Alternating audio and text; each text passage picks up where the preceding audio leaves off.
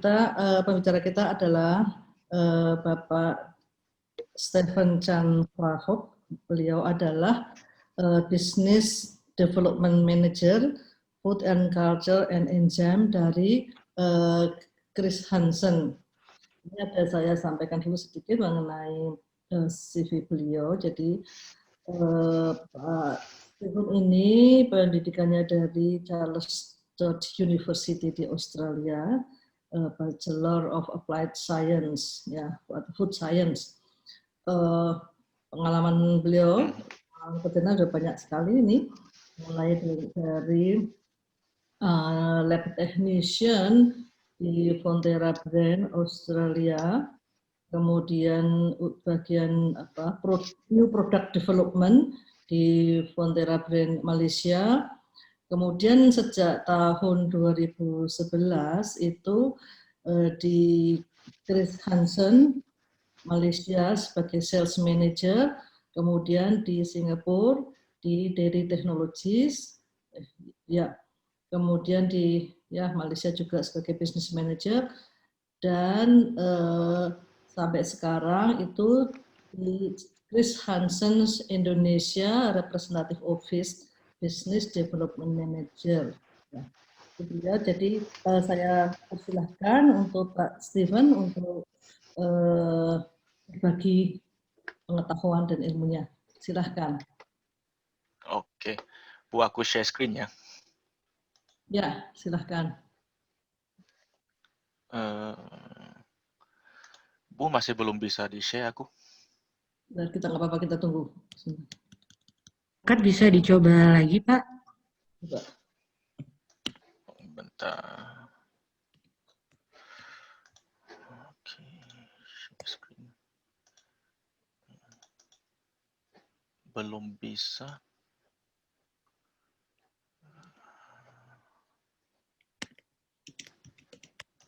Oh, oke. Oke.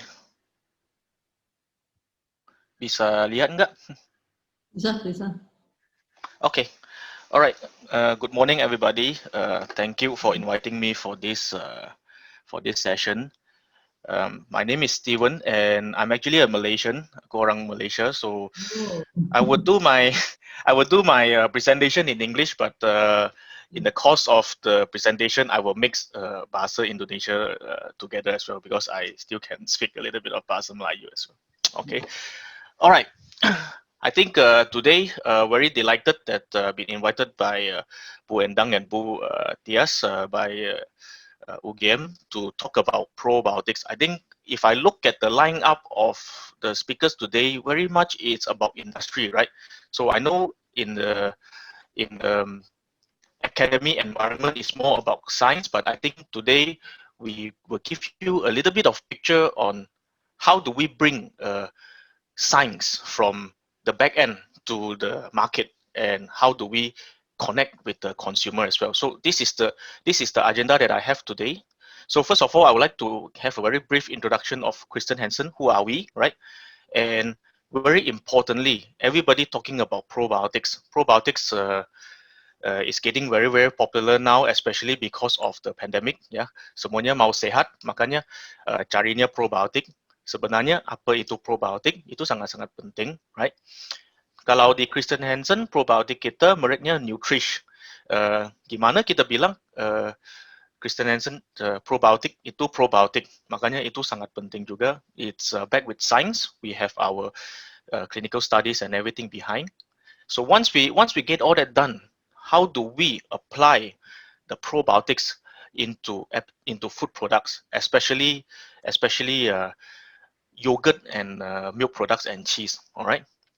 And in the interest of academic today, I also want to share something with you about development of probiotics on a global basis. Yeah, because this is getting very, very important, which what we call microbiome.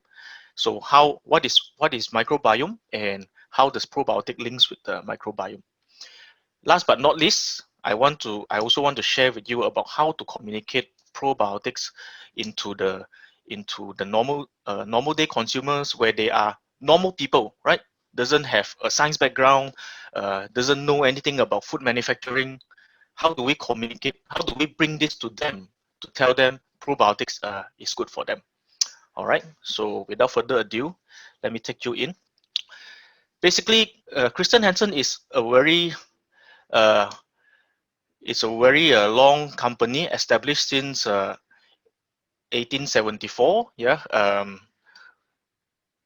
By now kita udah 145 tahun lebih lah. And Christian, today we have more than 3,000 employees worldwide, right? We are selling our probiotics, supplying our probiotics, our microbial solution around the world. And we are estimating actually every day there is more than 1 billion people, right, consuming our products. But because we are a supplier, we are not a consumer brand, a lot of people don't actually know us. Okay, so this is where it is very, very interesting. You imagine bacteria, something that you could not see, right? In Christian Hansen, we ship 4 million trillion, 4 juta trillion bakteri setiap hari dari pabrik-pabrik kita ke seluruh dunianya. Okay, and in our Christian Hansen Bank, we have a collection we call the Christian Hansen Culture Collection. In our collection, we do have more than 26,000 strains across more than 300 species. Okay, and last year we are voted as the world most sustainable company in 2019, and in 2020 we are voted as the world second most sustainable company, and 82 of our revenue is contributed to the UN goal, which is for sustainability, like less food waste, go natural, yeah, help to preserve food so that the food has longer shelf life, people doesn't waste food so much. All right. So, like I said, Christian Hansen in a nutshell is a supplier based on a scientific ingredient. We have 3 business division. Okay, this is where I'm from, food culture and enzyme. What do? We develop and produce microbial solution, bacteria, right? Mainly, as we know today, is lactic acid bacteria into yogurt, cheese, wine, and even meat fermentation. All right.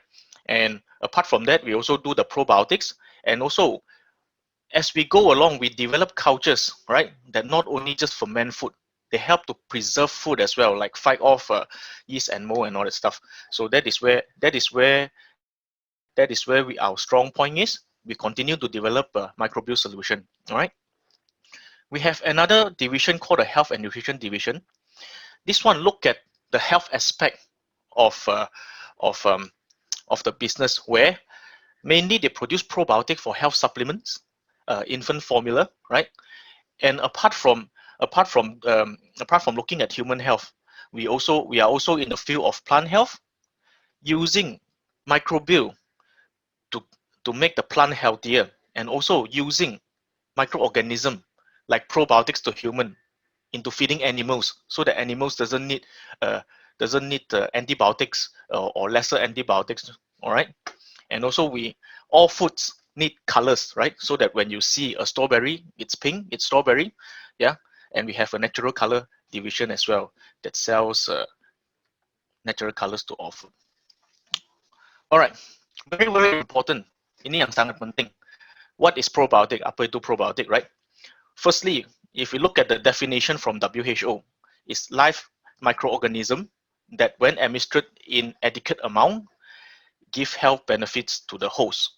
So with this definition alone, they already set out very, very stringent requirement. Firstly, is that the bacteria, the probiotic that you call, right, the bacteria that you consume have to be alive, which means in a market product, it has to be alive from the day of manufactured until the end of shelf life. All right. Secondly, in adequate amount. What do you mean by adequate amount? Okay, adequate amount is determined by clinical studies. All right. So we subject our probiotics for clinical studies, given to the consumers, given to the subjects at the amount, and we find that typically an intake of 1 billion CFU per day can can give the beneficial probiotics that we want to the consumer. So this is very, very important. So not only the bacteria have to be alive, it has to have a certain requirements in terms of amount in your product, and the bacteria has been studied to give health benefit, all right, whether it's in gastrointestinal health, we call it digestive health, or immune function. So these three requirement, it's very, very simple, right? So that is where we need to be able to fulfill these three requirements before we call a bacterial probiotic, like what Buyani just explained just now, right? Why she cannot categorize the cultures that she was using in the cheese not as probiotic, because there's a lot of different kind of cultures that didn't undergo the clinical study yet. So when you consume them alive and at adequate amount, you might get the benefit, but we do not know yet. So when it's not clinically proven, we cannot call it probiotics yet. Okay, so this is very important. So under the Chr. Hansen Nutrish range, we have very, very well documented probiotic strains and also the combination. Everybody is very familiar, yeah, what is bifidobacterium. So in Chr. Hansen, we have our bifidobacterium, we call the BB12, which has a very, very strong documentation, which is clinically proven for digestive health and immune function, yeah, for the general population. We have our Lactobacillus Rhapnosis, we call it Lgg, right, for immune function, especially very, very effective in children. We have our Lactobacillus paracasei, we call it LKCI 431, very focused on immune function as well. And we also find that when they use in combination, they do complement each other in terms of conferring the health benefits to the consumer as well. Okay, so we have Lgg and BB12 in combination. BB12 is always combined with the Lactobacillus acidophilus LA5, right, for digestive health. And also we have another strain called the LKCI 01, mainly for the gut microbiota as well. So as you can see, if we look at the number of published papers for the different probiotics, right, you can see Lgg and BB12 basically are the two most studied probiotics in the world. So basically, if a manufacturer or a brand is using our Lgg or BB12, they are actually getting the best probiotic in the world for being the number of studied, right? And then you have our LA5 over here and also our LKCI 431 over here, all right? So everything we do is very important to back with science, right? So this is where how we take a bacteria strain from a discovery until it's called a probiotic, which is clinically proven. We have to do an in vitro study where normally this happens in test tube, right? To prove the hypothesis. Later on, we need to do it in vivo study. In vivo study usually are done on animals, so that we have to make sure that this bacteria is not harmful to living things. And then from here, we will take on to clinical trials. When we come to clinical trials, it means human study, right? Then we can draw a conclusion whether this is a probiotic bacteria or not. I give you the examples that I've just mentioned to you. Some of the strains, right? Our world best documented probiotic strain, our Lactobacillus Rhapnosis Lgg, right? The origin of this Lgg is isolated by Gobert and Godin. That's why it's called Lgg. Yeah, it's actually just rhamnosus, but they name it after themselves. These two founders in 1985. So you imagine this bacteria has been already discovered 35 to 36 years ago. All right, it is originated from human intestine, so it is originated from human itself. So it's definitely safe. So under the safety, right, this Lactobacillus Rhapnosis Lgg is already recognized as safe by the US FDA, and also qualified presumption of safety QPS by the European Council as well. So it has been used widely. And of course, like I say, very, very important to know what is the dosage. So the recommended dosage for per day of consumption is 1 billion, right? To be able to be effective in giving the benefits of immune health. Okay. So these are the examples of a summary of some of the studies that are very, very significant for this LGG. As you can see, we have done a lot of studies, right, which give support the immune response. What are they studied for? What are they measured for? What are the mean age? And where are the areas this subject has been studied? All right. So we zoom into more details is to give you an example, right?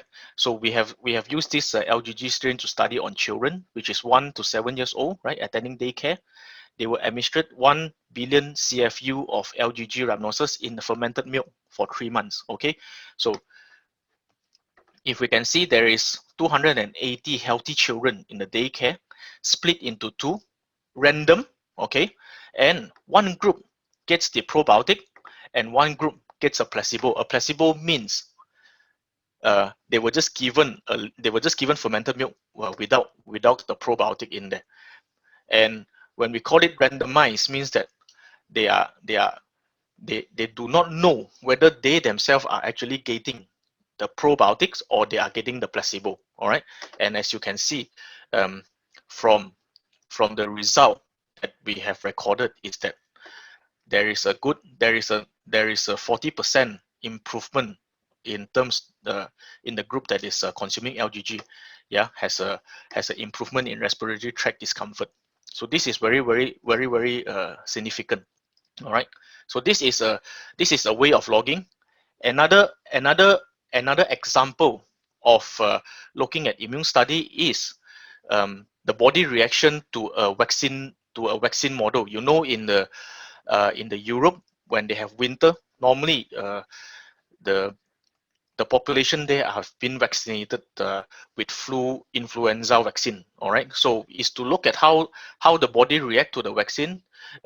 We came up with a model to look at how the immune study. So as you can see, based on the study, the group that was given Lgg has an increased immune response to the influenza vaccination, which is specifically to H3N2 strain. All right, but of course we also found there's no difference between Lgg and placebo for H1N1 and B strain.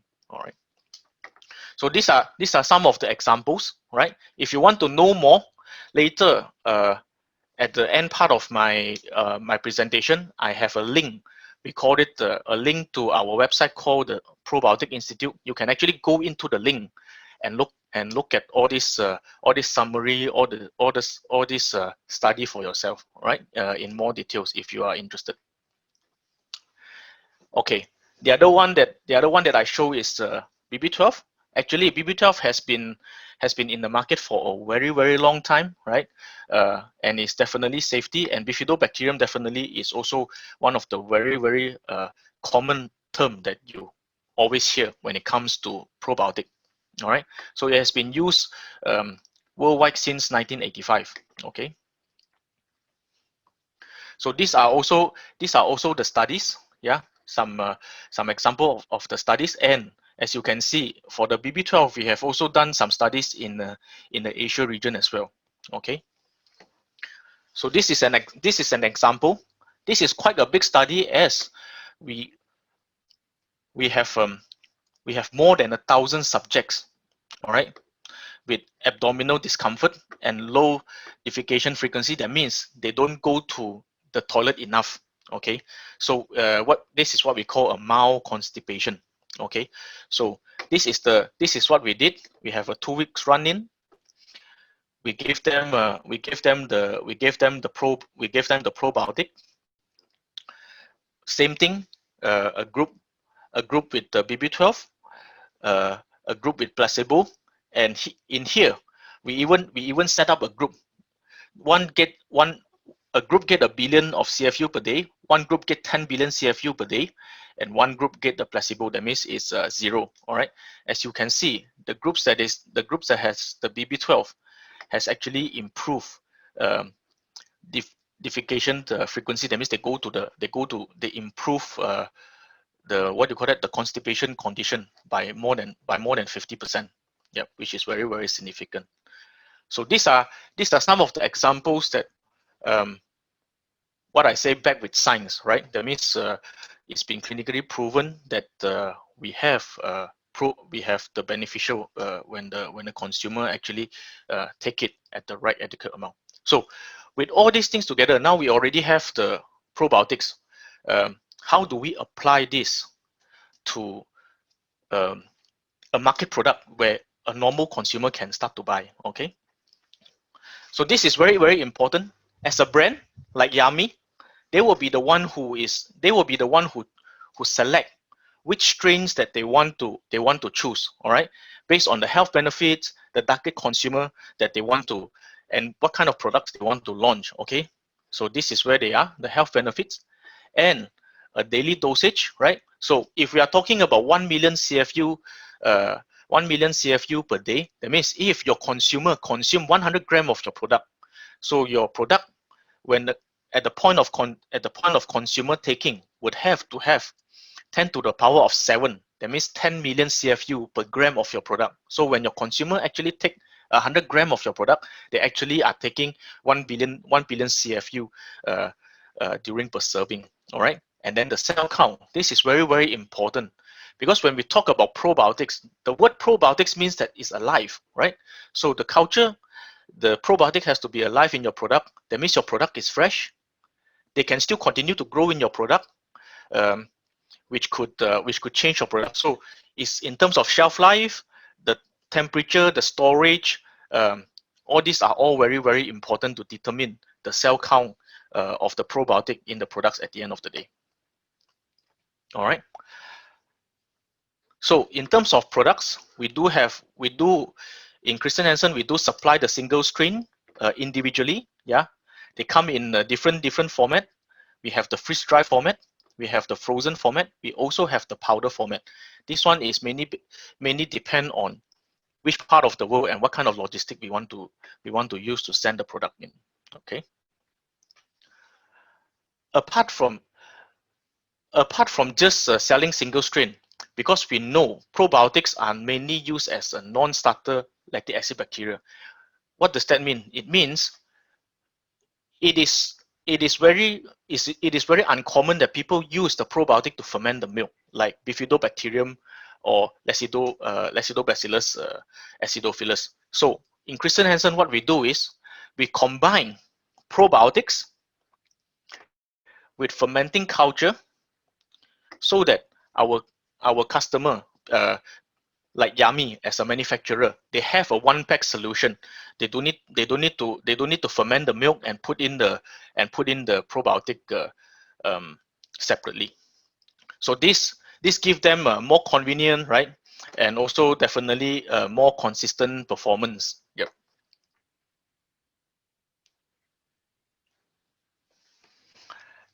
And in Chr. Hansen, when we develop a product, we do cater for all different kinds of yogurt. Especially we have the stirred yogurt, the set yogurt, the drinkable yogurt, and we have the different kind of product which we have combined fermenting culture and also probiotic together in a one-pack solution, so that manufacturer can use it very, very easily. Okay. Okay, so that is the application on how to use.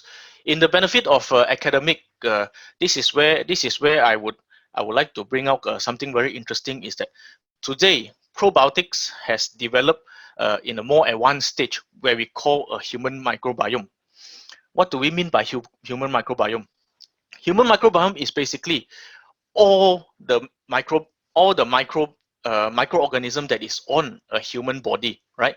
A microbiota, which consists of different kind of microbiome. You can have the bacteria, the eukarya, sorry, I can't pronounce that. here, right?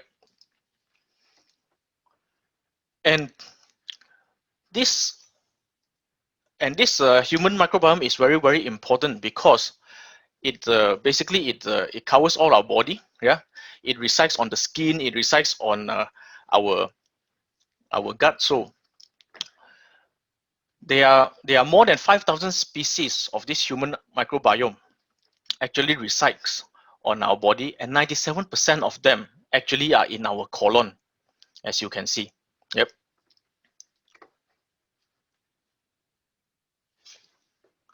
So microbiome is very, very important in a way that it actually already starts building during birth. And as you can see, from giving birth until what do you call it? Until childhood, this is where we build up a lot of different microbiome in our body. So it is also studied that the early life of microbiome does have a long-term consequence for health, and major disruptor of microbiome, such as especially bifidobacterium development, can be determined by the different way of birth, like cesarean or natural birth, antibiotic use, and even feeding. So it depends on infant formula, or also if maternal, what do you call it, maternal feeding by the mom. Okay. And it is also been studied that the microbiome and health throughout a lifetime has a very connected what do you call that, relationship. And as you can see, the microbiome are actually affected by things like antibiotic, stress, and medication, and also aging. So basically, in a nutshell, this is still something very, very early stage, but it has been studied is that the amount of diversity and the amount of good bacteria that is at our body does indicate that a person is healthier compared to one that has a drop count of a good bacteria that resides on one's body. Okay, so these are very, very important. The gut microbiome impacts human psychology and also the health. So it does look at digestion, and also we need the bacteria to help us for biosynthesis of vitamins and amino acid, regulation of metabolism of fat storage. It does help on our immunity, right? Cholesterol metabolism, interaction with the nervous system, and also modulation of bone mass. So a balanced microbiome does help us to keep us healthy, where if we have a good balance of good and bad bacteria in our body, we will have a stronger and healthier body, where we have stronger intestinal barrier, we have good immune system, we have a good protection against a pathogen, we can digest food better, right? And we like I say, we do need bacteria help to synthesize vitamins and amino acid, and also regulate your metabolism and also fat storage. So an imbalance, which means so far the study have looked at people that is unhealthy, has a deficiency of certain bacteria in their body, which can cause things like a loss of intestinal barrier integrity, which leaky guts, right? And then very vulnerable to pathogen and things like that. And then oxidative stress, and oxidation to our cells is what do you call it? Accelerate the aging as well. So all this comes into play when it's there could be diet and environment, and also personal genetics. This is so probiotics are part of the healthy microbiota. So we consume probiotics, okay, to help to maintain the balance of a good microbiome at our own body. At the current stage, when we talk about probiotics, we are still very much at the level of lactobacillus and also bifidobacterium species to help us to maintain our overall health. But this microbiome has opened up a very broad horizon that in the future we could have more different kind of probiotics rather than just lactobacillus and bifidobacterium. We could look at the bacteria that is already resided in the human, and then we could use it as a probiotic so that one can consume that bacteria itself to help to boost the what do you call it, the immunity and get a healthier being. But of course, they are in this area is still very new, so there are a lot of challenges. One of them being, I give you an example, is that there's a lot of bacteria in our gut. Actually, they are very anaerobic. That means they are highly sensitive to oxygen. So part of the challenge is how to maintain the survival of this bacteria when we take it out from our gut into a normal environment. These are some of the things that Christian Hansen is also already get into study. So hopefully in the future, we don't know, 2 years time, 3 years time, or 5 years time, we will come out with a new generation of probiotic, mainly based on this microbiome. All right. So we have the product, we have the science. We are doing a lot of study to make it work. How do we communicate to a normal consumer on the ground? People that doesn't have science background, doesn't even know, what is bacteria. All they know is bacteria is actually bad, and then things like that. So this is very important. The communication of the benefits of probiotics are very dependent on local regulation. If you are very familiar with the Indonesian regulation today on probiotic, is that it has to be, the product that contains probiotic has to be local, has to be studied clinically with local Indonesian consumers to prove that it has the benefit before you can claim on your pack. All right, but of course, with that as well, in terms of Christian Hansen, we could support you with all the data that we have, right? And it's up to the manufacturer or a brand to do the local clinical studies. In Christian Hansen, we are also in support of trying to support our customer to bring science to the front end. So if we look at this Lactobacillus Rhapnosis Lgg, this is the genome, right? Where you code, it looks like the DNA. Then we have converted into a visual element, and then now we have bring it into a trademark logo. So we could work with customers or brand to have an agreement to associate, right, the probiotic that they are using, that they are using, which is our probiotic, into delivering the message to the consumer in the market. As you can see, this is one of the example of the product where this customer, Acne Yogurt, who is using Lgg, they put this on the pack.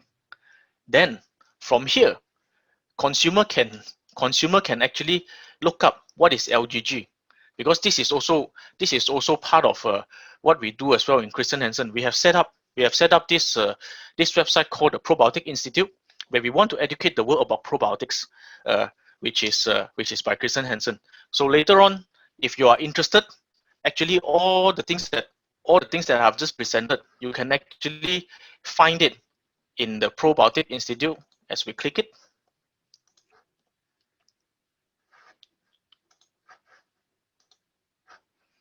you can go straight into the, you can go to the website, right, and see, and to find all the information. Okay, maybe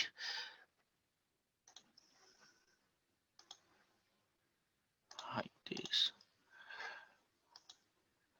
Before I end this, I want to share a video. I want to share a video with you.